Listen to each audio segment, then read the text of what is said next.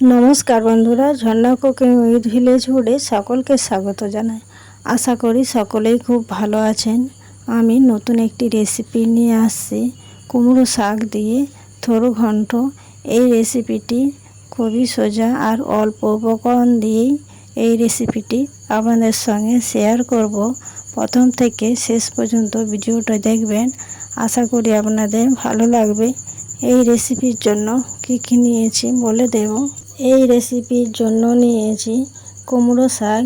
কুমড়ো শাক আমি খুব ছোট করে কেটে নিয়েছি। আর কুমড়ো শাক কাটার আগে বেছে পরিষ্কার করে দেখে নিয়ে 2 হাত দিয়ে ঘষে নেবেন, তাহলে কুমড়ো শাকের খসখসনি ভাবটা আর লাগবে না। আর এখানে নিয়েছি আমি একটা মাঝারি সাইজের বেগুনকে আমি খুব ছোট করে কেটে নিয়েছি। আর নিয়েছি একটা আলুকেও আমি চৌকো করে কেটে নিয়েছি। আর আমি 1 হাতের মতন একটু থোড় নিয়েছি। থোড়টাকেও খুব সরু সরু করে কেটে নিয়েছি, কেটে পরিষ্কার করে ধুয়ে নিয়েছি। আর ফোড়নের জন্য নিয়েছি তেজপাতা আর 5 ফোড়ন। আর এখানে জিরে আর সরষে একসঙ্গে বেটে নিয়েছি। এখানে নিয়েছি হলুদ গুঁড়ো, অল্প লঙ্কার গুঁড়ো আর পরিমাণ মতো লবণ। এরপর থোড় চচ্চড়ি রান্না করার জন্য আমি উনুন ধরিয়ে উনুনের উপরে কড়া বসিয়ে দিয়েছি। কড়া গরম হয়ে গেছে। কড়াতে দেব পরিমাণ মতো সরষের তেল। তেল গরম করে নেব। তেল গরম হয়ে গেছে। এরপর তেলের মধ্যে দেব তেজপাতা দিয়ে তেজপাতা একটু ভাজা হয়ে আসলে দেব 5 ফোড়ন। তেজপাতা আর 5 ফোড়ন খুন্তি দিয়ে নাড়াচাড়া করে একটু ভেজে নেব সুন্দর গন্ধ আসা পর্যন্ত। খুব সুন্দর একটা গন্ধ বেরিয়েছে। এরপর দেব কেটে রাখা সব সবজিগুলোই আমি একসঙ্গে কেটে নিয়েছিলাম। আর এরপর আমি কড়ার মধ্যে সব সবজি তুলে দিলাম। এরপর দেব পরিমাণ মতো লবণ আর হলুদ গুঁড়ো।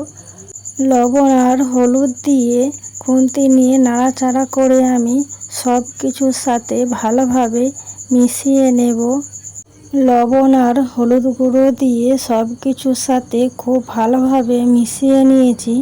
এরপর আমি ঢাকা দিয়ে দেব হালকা আঁচে 5 থেকে 6 মিনিটের মতো। 5 থেকে 6 মিনিট হয়ে গেছে। এরপর ঢাকা খুলে নেব। দেখুন বন্ধুরা, সবজি থেকে একটু জল বেরিয়েছে। আমি নাড়াচাড়া করে এই জলটা শুকিয়ে নেব। নাড়াচাড়া করতে করতে জল শুকিয়ে গেছে। এরপর এর সঙ্গে আমি দেব লঙ্কার গুঁড়ো দিয়ে ভালোভাবে খুন্তি নিয়ে নাড়াচাড়া করে আমি সব কিছুর সাথে মিশিয়ে নেব। খুব সুন্দর করে সব কিছুর সাথে মিশিয়ে নিয়েছি। আর লঙ্কার কাঁচা গন্ধ চলে গেছে।